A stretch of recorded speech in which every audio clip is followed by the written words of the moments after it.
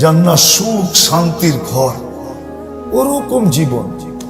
আবার ছোটখাটো না, ছোটখাটো না যে ছোট একটা দিবে, পাও মেললাম তো হাত মেলতে পারলাম না, হাত মেললাম তো পাও মেলতে পারলাম না। কেননা ঢাকা শহরে 550 স্কোয়ার ফিটের ফ্ল্যাটও আছে। নাম কি এটা? ফ্ল্যাট। কয় স্কোয়ার ফিট? 550 স্কোয়ার ফিট, ঠিক না? কতটুকু হলো? 1 কাঠার থেকেও অনেক কম, ঠিক না? আল্লাহর জান্নাত এত ছোট না। আল্লাহর জান্নাত সবচেয়ে ছোট, এই দুনিয়ার থেকে 10 গুণ বড়।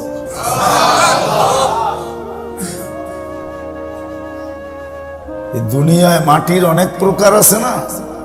আছে না? পড়েন না স্কুলে মাটির প্রকার? না পড়েন নাই? খালি কি আমরা একলাই পড়ছি, আপনারা পড়েন নাই? জান্নাতের মাটির প্রকার একটাই, ওই এলে মাটি, কাদা মাটি, পচা মাটি, এত প্রকার জান্নাতের মাটি নেই। জান্নাতের মাটি পুরাটাই জাফরান দিয়া অথবা মুস্ক দিয়া। এই পচা মাটি দিয়া না।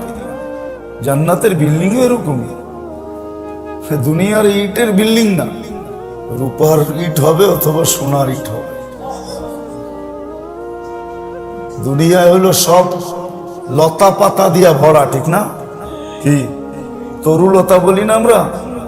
লতা নাইলে পাতা, ঠিক না? কাঠের, সব কাঠের, ঠিক না? জান্নাতের কোনো গাছ কাঠের না। এই জন্য তো আমি বলি কাঠের গাছের চোষা এত মজা হয়, হাড়ি ভাঙ্গা এত মজা হয়। আর একটা আছে না যিনি কি, হ্যাঁ, আমগোপালি, এত মজা হয়। কাঠেরটা যদি এত মজা হয়, তাহলে সোনার গাছের আমগোপালি কেমন হবে? কোনদিন ভাইবা দেখছেন? মুখে তো পানি আসার কথা ছিল যে কাঠের গাছেরটা এত মজা, সোনার গাছেরটা কেমন মজা হবে? আপনি বলবেন সোনার গাছে আবার ফল ধরবে কি করে, ঠিক না? তাহলে যদি আমি জিজ্ঞেস করি কাঠের গাছে ধরলো কি করে, এটা আমারে বুঝান যে কাঠের গাছে কেমনে ধরলো। এটা যদি আপনি আমারে বুঝাইতে পারেন, তাহলে আপনারটারও আমি বুঝাইয়া দিব। আপনি যদি বুঝাইতে না পারেন, তাহলে আমাকে প্রশ্ন করে লাভ নাই যে সোনার গাছে কি করে চোষা হবে, ঠিক না? অনেকে বলে না সোনার গাছে আবার চোষা হয় কি করে, আরে জিজ্ঞাসা করেন কাঠের গাছে হয় কি করে, এটার জবাব দেয়া আগে। এটার টকশো আগে হয়ে যাক, তারপরে জান্নাতেরটা টকশো পরে করবো। কাঠের গাছে কি করে হয়, ঠিক না? এই কাঠের গাছেই তো হয় না, কোন গাছে হয়? পানির গাছে যদি চিনি চাম্পা হয়, তাহলে সোনার গাছে হইতে অসুবিধা কি? কলা গাছ তো সবই পানি, পানি না? মানেন কলা গাছ যে পানি দিয়ে তৈরি, এটা মানেন? হ্যাঁ, এটা পানি পুরা। এটাকে মেশিনে দিয়ে চিপে দেখেন আঁশ বাহির হয়ে যাবে, শুধু কতগুলো সুতা বাহির হবে। ওই সুতার ভিতরে আল্লাহ পানি গাইথা দিছে, তার ভিতরে কলা হয়েছে। ওইটার নাম হইল চিনি চাম্পা। ওইটার নাম কি? ওইটার নাম হইল চিনি চাম্পা। ওইটার নাম হইল সবরি। আরেকটা তো চিনি নি না। আরেকটা আছে নরসিংদীতে হয়, গেরা সুন্দরী। চিনেন? চিনেনও না, শোনেনও নাই মনে হয় কোনোদিন, খানো নাই মনে হয়, ঠিক না? হায় রে আমার কপাল, কই যাবো আপনার করে। ওটার নাম হলো নরসিংদীতে যে কেন আমার গেরা সুন্দরী দাও, তারপরে দেখবেন কলাকারে বলে।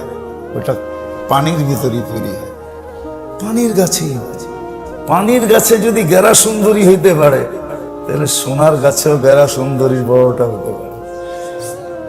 ওই জান্নাত রাখছেন অল্প জীবনের বিপরীতে, প্রতিশ্রুতি দিচ্ছেন, কিন্তু শর্ত হইল হেফাজত করা। তো হেফাজতের কিছু পদ্ধতি দেখাইলাম, কিছু করণীয় যেটা কখনো ছাড়া যাবে না, আর কিছু করলে পাবো ইবাদতের ভিতরে, যেটা হলো নফল। এশরাক পড়া, চাশ পড়া, আওয়াবিন পড়া, সালাতুল হাজাত পড়া, সুযোগ পাইলেই 2 রাকাত নফল পড়া, এটা হলো সুরক্ষিতর এক পদ্ধতি। আরেকটা হলো আসকার। আসকার আছে, কোন কাজে কোন দোয়া, এটা সুরক্ষিত করার জন্য লেখা আছে। কোন কাজে কোন দোয়া, বাথরুমে ঢোকার সময় কোন দোয়া, বাহির হয়ে কোন দোয়া, উজুর আগে কোন দোয়া, উজুর পরে কোন দোয়া, ঘরে ঢুকতে কোন দোয়া, ঘরের তে বাইরনের সময় কোন দোয়া, দোকান খুলতে কোন দোয়া, বন্ধ করতে কোন দোয়া, এগুলা সব সময় সুরক্ষিত করার জন্য। বেশি লম্বা না, এগুলা শর্ট। একবার শিখলেই সারা জীবন কামে লাগানো যাবে, এমন না ডেলিটটা নতুন নতুন না। একবার শিখলে সারা জীবন কাজে লাগানো যাবে, বেশি না। খাওয়ার আগে কি দোয়া, খায়া কি দোয়া, খাওয়ার মধ্যখানে কি দোয়া, কাপড় পরার সময়, এই দোয়া বেশি না। 24 ঘন্টার দোয়া অল্প, ইচ্ছা করলে শিখা যায়। এটিও জিকির, এটি দোয়া যেমন তেমন আবার কি জিকির তেমন। এটার ভিতরে 2 গুণ, এক তো হলো দোয়া আর এক হলো কি জিকির। এটা জিকিরও আবার দোয়াও, সময় সুরক্ষিত হবে। আর আরেকটা হলো তৃতীয়, সকাল সন্ধ্যায় কিছু মখসুস দোয়া আছে। ফজর পড়া পড়ো তো সন্ধ্যা পর্যন্ত তুমি সুরক্ষিত। যেমন দেখাইলাম, সকালে পড়লা তো সন্ধ্যা পর্যন্ত, যখনই সূর্য ডুবার আগে যদি মউত আসলো, তাহলে শাহাদাতের মালা টানিয়ে আসতে হবে। মালাকুল মউতকে খালি হাতে আসলে চলবে না, খালি হাতে আসলে শাহাদাতের মালাটা নিয়ে আসতে হবে। আইনা পড়াবে, তারপরে বলবে শহীদ ভাই চলো এবার, ওই মালাটা নিয়ে আসতে হবে। আবার যখন মাগরিবের পরে পড়বে ফজর পর্যন্ত। এটা গেল তৃতীয়। চতুর্থ আরেকটা জিনিস আছে, যেটা একটু আগে বললাম, যে অভ্যাস করা, চলতে ফিরতে, উঠতে বসতে, খাইতে লইতে, সর্ব অবস্থায় আল্লাহর জিকির ভিতর থেকে করতে থাকা, জিকির করা। এই জন্যই হাদিস বলছে, করতে করতে যদি অভ্যস্ত হইতে পারো, তাহলে হাসতে হাসতে জান্নাতে যেতে পারবে। করতে করতে অভ্যস্ত, তাহলে তুমি জান্নাতে যাবে, হাসতে হাসতে জান্নাতে যাবে। দুনিয়া তোমার হাসি দেখবে আর তুমি যেতে থাকবে। পঞ্চম আরেকটা জিনিস আছে যেটা খুব দরকার, সবগুলার জন্য এটা সবচেয়ে দরকার। যেমন মশলা যত দেন, যত ভালো পাবরছি হোক, ঢাকায় শব্দ বুঝেন? বলমু, ঢাকায়রা দেখেন না, বিরানি শিরানি পাকাইলে যদি মজা না হয় তো কয় লাগত কম দিছে। লাগত, লাগত বুঝেন? বুঝেন নাকি লাগত কি? ময় মশলা কম দিছে, ঠিক না? হ্যাঁ, ময় মশলা যত বাবরচি দুনিয়ার ভালোই আনেন না কেন, যদি লবণ না দিল কি সব বাদ, ঠিক না? বুঝাইছে তো? এখন যেটা বলবো এটা এরকমই লবণের মতো। জীবনকে সুরক্ষিত করার জন্য সবচেয়ে বেশি দরকার এটা হলো অহেতুক কাজের থেকে ডেলি বেঁচে থাকা। অহেতুক ইবাদত, ইবাদত না শুধু ইবাদত না, নাম্বারওয়ালা ইবাদত, বড় বড় নাম্বার মিলবে। অহেতুক কাজের থেকে বেঁচে থাকা, কিন্তু এইটাই আমরা বেশি করি। অহেতুক কাজের থেকে, অনর্থক কাজের থেকে, অহেতুক কাজের থেকে, লাগব থেকে বেঁচে থাকা,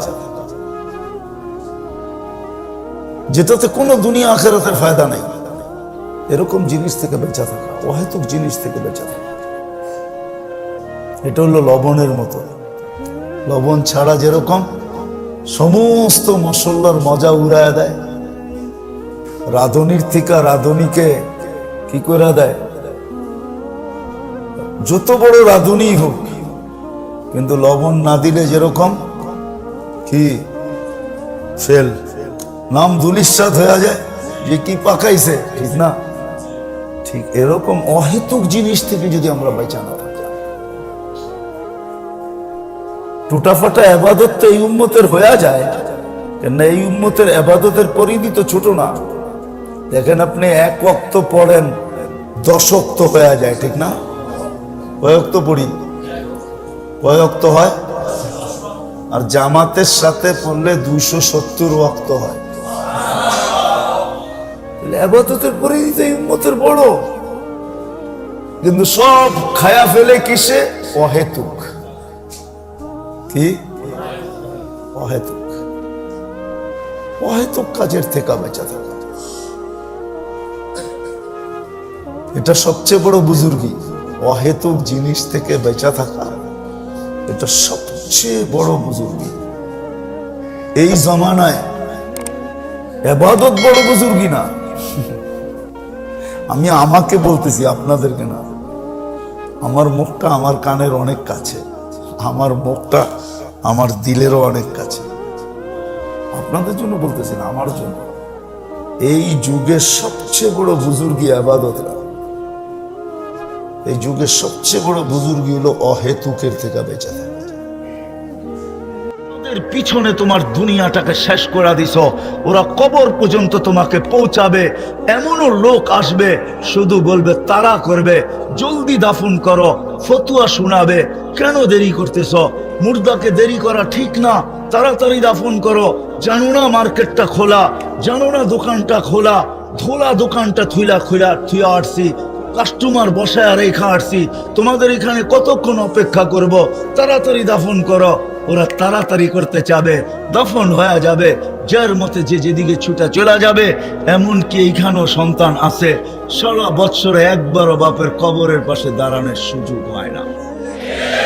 রাগ হয়েন না, পায়ে হাত রাখতেছি, এমন সন্তান এখানে বহুত আছে যে বৎসরে একবার বাপের কবরের পাশে দাঁড়ায় 10টা মিনিট সূরায়ে ফাতিহা পড়া, সূরা ইখলাস পড়া বা কিছু সূরা পড়া, দোয়া পড়া, এই সুযোগও হয় না। এরকম সন্তানও আছে। ইমাম সাহেব যদি রব্বির হামহুমা কামা রব্বায়ানি সগীরা না পড়ে, তাইলে নিজের ভিতর থেকে নিজের ইচ্ছায়, নিজের স্মরণে প্রতি 5 ওয়াক্ত নামাজে বাপ মার জন্য দোয়া করে। এরকম সন্তানও এইখানে বেশি আছে, করে না। যারা করে এদের সংখ্যা গুটি কয়েক হবে যদি আমি হাত উঠাইতে বলতে বলি। রাগ হয় না, পায়ে হাত রাখি, যদিও হয়তো কিছু হাত উঠবে যে আমি বাবার জন্য দোয়া করি, কিন্তু এই বিশাল সমুদ্রের ভিতরে এরকম মানুষ আছে, একজনও হাত উঠাইতে পারবে কিনা আমি জানি না, যে সকালবেলা যখন ঘরের থেকে বাহির হই তো মাও নাই বাবাও নাই, 2টা টাকা দুইজনের নামে, একজনের নামে 1 টাকা, আরেকজনের নামে 1 টাকা, 2 টাকা আমি ডেলি মা বাবার নামে সৎকা করে তারপরে আমি বাজারে আই। এরকম মানুষ একজন পাওয়া যাবে কিনা সন্দেহ আছে। এটাই হাকিকত। मिले खाक में अहले शाह कैसे कैसे मकी हो गए, जमी खा गई नौजवान कैसे कैसे, अजल ने न छोड़ा किसरा नदारा, उसी से सिकंदर सा फाते भी दिहारा, हर एक लेके क्या क्या हसरत सुधारा, परा रह गया यही ठाट सारा। এই বাজারে কত ব্যবসায়ী আছে, তার ব্যবসা আছে সে নাই, দোকান আছে সে নাই, কোম্পানি আছে সে নাই, ফ্যাক্টরি আছে সে নাই, ঠিক না? না নাই, মৌত কাউকে ছাড় দেয় না আর কাউকে ছাড় দিবে না, এটাই সত্য। কিন্তু কবির কথা এটাও সত্য, 55 বর্ষোं খেলায়া, জওয়ানি নে মজনু বানায়া।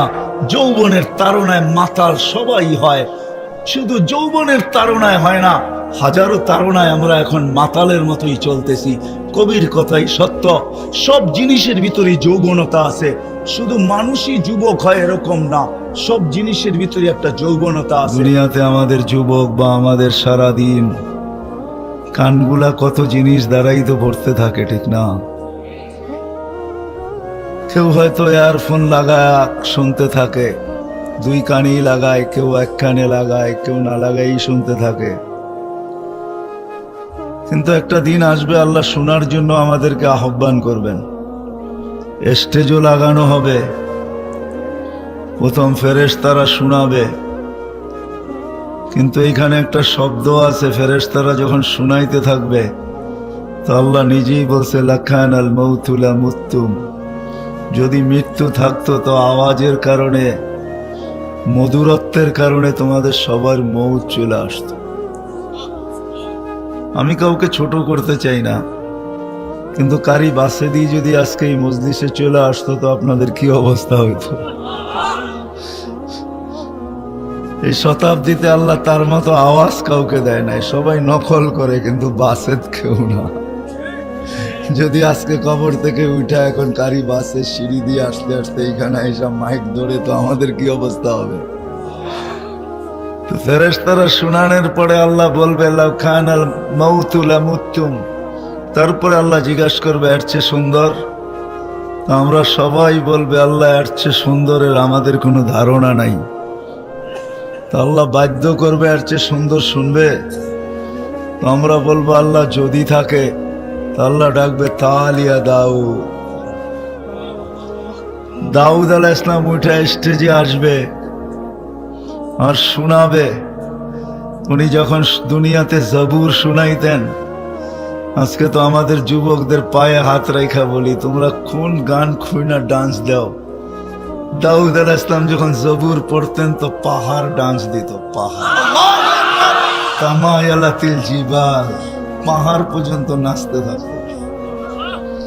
গাছগুলা তামায়ালাতিল আশজার, গাছগুলা ঝুমতে থাকতো। তখরুজুল হিতান, মাছগুলা সমুদ্রের থেকে বাহির হয়ে চলে আসতো। ওয়াকাফাতি তায়রা, পাখি পর্যন্ত থেমে যেত। পুরা জগৎটা যেন ঝুমতে থাকতো। আর দাউদ আলাইহিস সালাম জবুর পড়তে থাকতেন, যাকে দাউদি আওয়াজ বলা হয়। উনি শোনাবে, আল্লাহ জিজ্ঞাসা করবে তুরিদুনা আহসানা মিনহু, এর চেয়ে সুন্দর কিছু শুনতে চাও? আমরা বলবো আল্লাহ দাউদি আওয়াজের উপরে কোনো ধারণা আমাদের দুনিয়ায়ও ছিল না, আজকেও নাই, যে দাউদের আওয়াজের উপরে কি আওয়াজ হবে। আল্লাহ বলবে শুনবে? তো বলবে যদি থাকে। তো আল্লাহ তখন ডাকবে তালিয়া হাবিবি তালিয়া মুহাম্মদ। আমাদের নবীজি আসবে, সূরা ইয়াসিন পুরা শোনাবে। হায় হায় হায়, ওই দিন যদি মৌত থাকতো তাহলে ফেরেশতাও মরে যেত। মানুষ তো জান্নাতি, হুর গিলমান ফেরেশতা সব মারা যেত। তারপরে আল্লাহ জিজ্ঞাসা করবে তুরিদুনা আহসানা মিনহু, এর চেয়ে সুন্দর? তো আমরা সবাই হাত ছেড়া দিব, বলবে আল্লাহ এর চেয়ে সুন্দর সম্ভব না।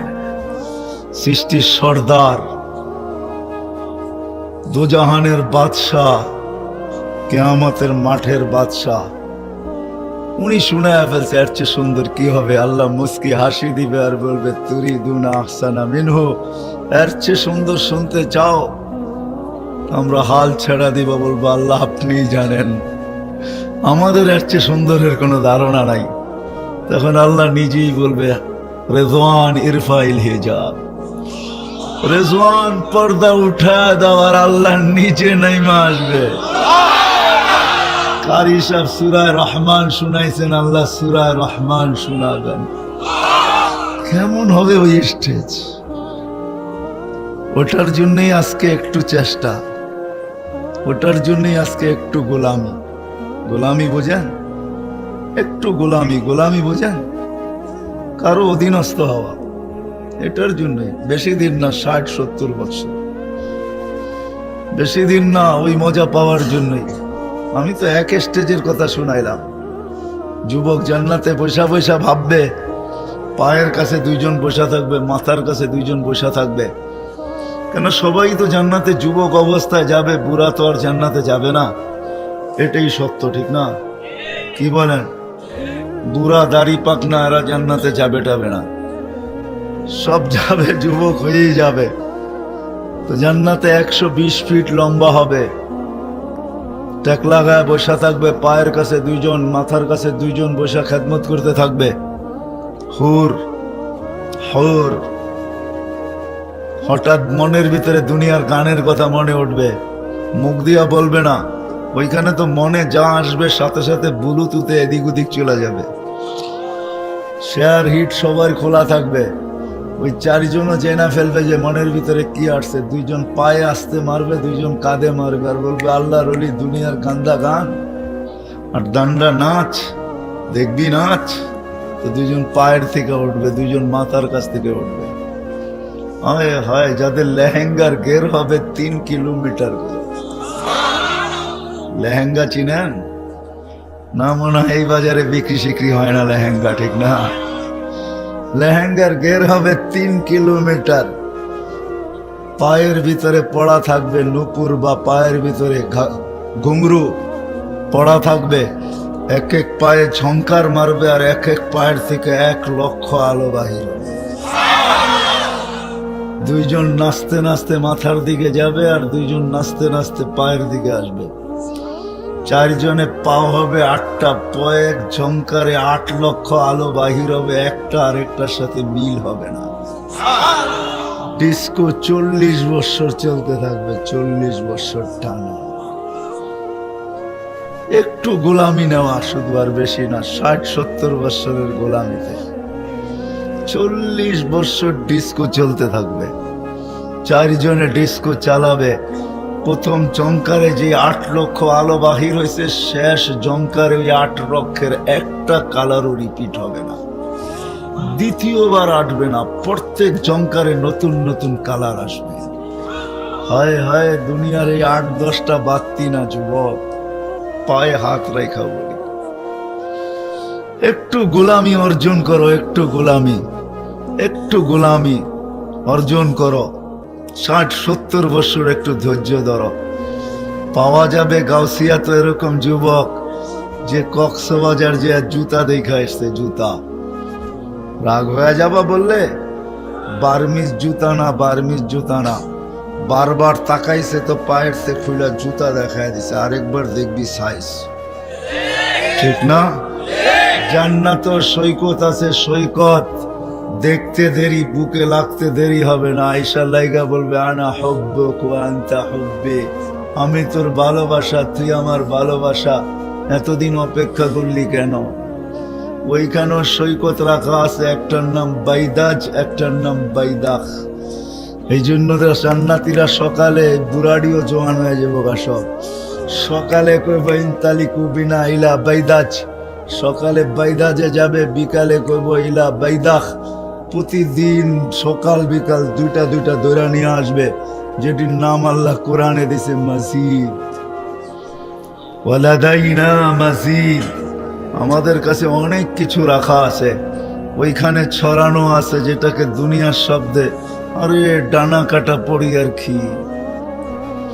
যাদের হাঁটু পর্যন্ত মুস্ক দ্বারা, কমর পর্যন্ত আম্বর দ্বারা, গলা পর্যন্ত জাফরান দ্বারা, পুরা চেহারাটা মাথা পর্যন্ত কাফুর আল আবিয়াজ দ্বারা, যারা 120 ফিট লম্বা, চুলগুলা 120 ফিট লম্বা, যেইখানে তাকাবে ওইখানে নিজের ছবি দেখা যাবে। দিলের ভিতরে তাকাইলে মনিটর চলতেছে, দেখা যাবে ভালোবাসার মাত্রা কতটুক। এই দুনিয়ায় তো মেসেজ দিয়া কত মানুষই ধোঁকা দিল, ওইখানে কেউ কাউকে ধোঁকা দিবে না। দেখা যাবে বুকের ভিতরে ভালোবাসার মিটার কতটুকু চলতেছে, 100-তে 100, না কম না বেশি। আল্লাহর রসুল বলছে আঙ্গুলের একটা পুর যদি খুলা দেয়, সমগ্র জগতে আলোকিত হয়ে যাবে। একটা চুল নাইরা দিলে লাতা আত্মারাতি দুনিয়া, সমগ্র জগৎটা সুঘ্রাণে মোহিত হয়ে যাবে। লাউ বাজাগা সাবাতি আবহর, 7 সমুদ্রের ভিতরে থুতু দিলে মধুর মতো পানিগুলা মিষ্টি হয়ে যাবে। লাউ কাশাফা সাকাইহি লাগাবা যাউকু শামস, পাও খুলা দিলে সূর্য চিরদিনের জন্য আলো হারায় যাবে। একটু সবর করো, একটু ছাড়ো, একটু ছেড়া দাও, গোলামির মালা গলায় পরা নাও। নিয়ে যাইতেছি আমি একটু পিছের থেকে। ওই জিনিস আল্লাহ আমাদের জন্য রাইখা দিছেন জান্নাতের ভিতরে সাজায়া। আড্ডা হবে, আড্ডা, জান্নাতও আড্ডা হবে। বাইদাজের বাইদাকে আড্ডা লাগাবে, সৈকতের মাছ এসে বলবে খাবি। এক একজনে এক এক পরিচয় দিবে, আমি কোথায় লালিত পালিত হয়েছি, আমার ভিতরে আল্লাহ কি ঢুকায়া দিছেন। মাছের সাথে কথোপকথন চলতে থাকবে, কি খাবি। উঠতে উঠতে পাখি চলে আসবে, শুধু পাখাগুলা নাড়া দিবে, 70,000 আইটেম শুধু খানার পড়তে থাকবে।